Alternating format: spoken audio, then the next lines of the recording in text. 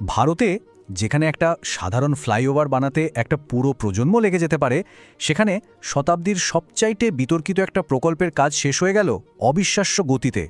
তখন আমলা, ইঞ্জিনিয়ার, রাজনীতিবিদ সবার মনে একটাই প্রশ্ন ঘুরপাক খাচ্ছিল, এটা এটা কিভাবে সম্ভব হলো। ভাবুন একবার, কোনো বড় দাঙ্গা নেই, বছরের পর বছর ধরে চলা দীর্ঘসূত্রিতা নেই, এমনকি তেমন কোনো আইনি জটিলতাও নেই। তার বদলে যা ছিল তা হলো নীরবতা, গতি আর একেবারে নিখুঁত একটা পরিকল্পনা। শাসনের এই আশ্চর্যের পেছনে কাজ করছিল একটা অদৃশ্য সিস্টেম। চলুন আজ সেই সিস্টেমটার গভীরে গিয়ে দেখি এটা আসলে কি ছিল আর কিভাবে কাজ করেছে। সবার আগে আমাদের বুঝতে হবে কাজটা কতটা অসম্ভব মনে করা হচ্ছিল। এটা তো শুধু একটা মন্দির তৈরির ব্যাপার ছিল না, তাই না? এর প্রত্যেকটা ইটের সাথে জড়িয়ে ছিল শতাব্দীর পর শতাব্দীর ইতিহাস, গভীর সংবেদনশীলতা আর রাজনৈতিক ঝড়। রাম জন্মভূমির বিবাদটা শুধু ভারতের রাজনীতিকেই নাড়িয়ে দেয়নি, কত সরকার ভেঙেছে, শহরে শহরে দাঙ্গা বাঁধিয়েছে। মানে যেই এই বিষয়ে হাত দিয়েছে, বলা যায় তার কেরিয়ার কিংবা পুরো শহর পুড়ে ছাই হয়ে গেছে। ঠিক এই কারণে 2019-এ যখন সুপ্রিম কোর্টের রায়ের শেষ মেশ রাস্তাটা পরিষ্কার করে দিল, যারা ব্যাপারটা বোঝেন তারা জানতেন যে আসল লড়াইটা তো সবে শুরু হলো। কারণ আসল চ্যালেঞ্জটা ছিল রায়টাকে বাস্তবে রূপ দেওয়া, মানে কাগজ থেকে মাটিতে নামিয়ে আনা। আর ঠিক এখানেই আসে সেই সমাধানের কথা, সেই প্রশাসনিক সিস্টেমটার কথা, যেটা এই বিশাল প্রকল্পকে সত্যি সত্যি সম্ভব করে তুলেছিল। 2019 সালের শেষের দিকে কোনো প্রেস কনফারেন্স বা খবরের শিরোনাম ছাড়াই প্রধানমন্ত্রীর অফিসে নীরবে একটা ব্যবস্থা চালু করা হয়। এর নাম দেওয়া হয়েছিল গ্রিন চ্যানেল ক্লিয়ারেন্স। আর এটাই ভারতীয় প্রশাসনে এক অভূতপূর্ব গতির সঞ্চার করেছিল।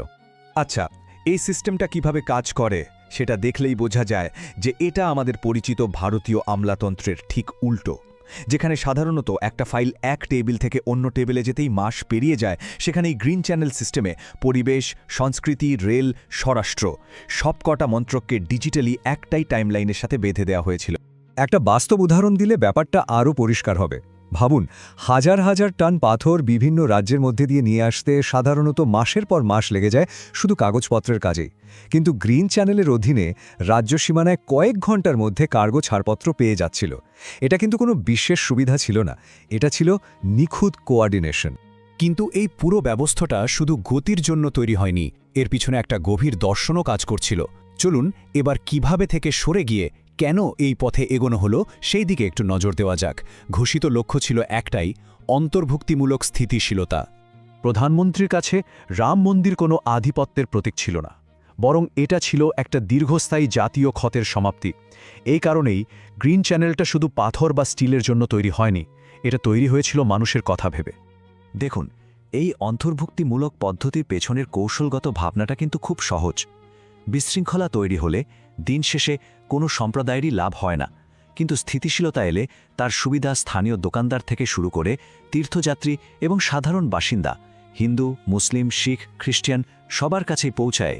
আর এই ভাবনা থেকে কিন্তু শুধু মন্দির নয়, পুরো অযোধ্যা শহরটাকে নতুন করে সাজানো হয়েছে।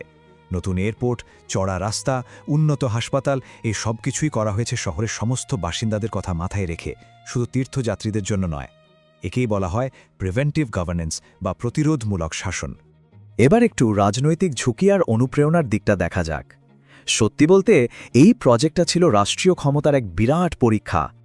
যে কোনো একটা ছোট ঘটনা, একটা প্রশাসনিক ভুল বা একটা আইনি আপত্তি, যে কোনো কিছুই কিন্তু নতুন করে অস্থিরতা তৈরি করতে পারত। তবুও সরকার দ্রুত কাজ শেষ করার পথটাকেই বেছে নিল। কিন্তু প্রশ্ন হলো, কেন? কারণ এই প্রকল্পটি শুধু একটা ধর্মীয় কাঠামো ছিল না, এটা ছিল একটা বার্তা। এটা প্রমাণ করার একটা সুযোগ যে ভারতীয় রাষ্ট্র অবশেষে জটিল প্রকল্প দক্ষতার সাথে সম্পন্ন করতে পারে। তাই এখানে ব্যর্থ হওয়াটা কোনো অপশানই ছিল না। এই দর্শনটাই ছিল পুরো প্রকল্পের চালিকা শক্তি।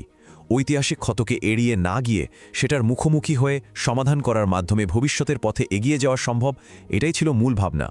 এবার আসা যাক একেবারে শেষে, মানে উপসংহারে, যেখানে মূল বিষয় হল চূড়ান্ত ফলাফল, একটা কঠোর সময়সীমার মধ্যে প্রকল্পের সফল সমাপ্তি। যেদিন প্রাণ প্রতিষ্ঠা অনুষ্ঠান হয়েছিল, গোটা বিশ্ব ভক্তি দেখেছিল, কিন্তু যারা ভেতরের খবর রাখতেন তারা অন্য কিছু দেখেছিলেন। তারা দেখেছিলেন একটা নির্দিষ্ট তারিখ যেটা অক্ষরে অক্ষরে পালন করা হয়েছে। কোনো ডেডলাইন বাড়ানো হয়নি, কোনো অজুহাত বা ক্ষমাও চাওয়া হয়নি। আধুনিক ভারতে সত্যি বলতে এটাই ছিল একটা বৈপ্লবিক ঘটনা। সবকিছুর শুরুটা হয়েছিল বিশ্বাস দিয়ে। কোটি কোটি মানুষের একটা স্বপ্ন যা কয়েক দশক ধরে লালিত হয়েছিল, যেটা শুধু একটা কাঠামো ছিল না, ছিল একটা গভীর পরিচয়ের প্রতীক। তারপর আইন এসে সেই স্বপ্নকে বাস্তবে রূপ দেওয়ার পথটা খুলে দিল। দেশের সর্বোচ্চ আদালত একটা ঐতিহাসিক বিবাদের আইনি সমাপ্তি টানল, আর সেই রায়টাই হয়ে উঠল নির্মাণের ভিত্তিপ্রস্তর। এরপর দায়িত্ব নিল প্রশাসন।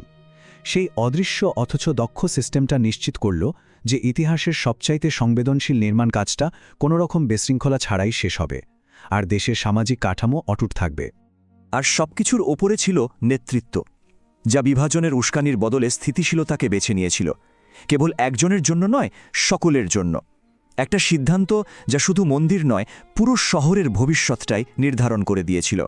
সমর্থকরা হয়তো একে বলবেন ইচ্ছাপূরণ, সমালোচকরা বলবেন ক্ষমতার সংহতকরণ, কিন্তু লক্ষ লক্ষ সাধারণ ভারতীয়র কাছে এটা ছিল আরও সহজ কিছু, স্বাভাবিকতা। কোনো দাঙ্গা নয়, কোনো ভয় নয়। এটা প্রমাণ করেছিল যে উস্কানির বদলে পরিকল্পনার উপর ভিত্তি করে নেতৃত্ব দিলে একটা সরকার শুধু তার ভোটারদের জন্য নয়, বরং সকলের জন্য চিন্তা করতে পারে।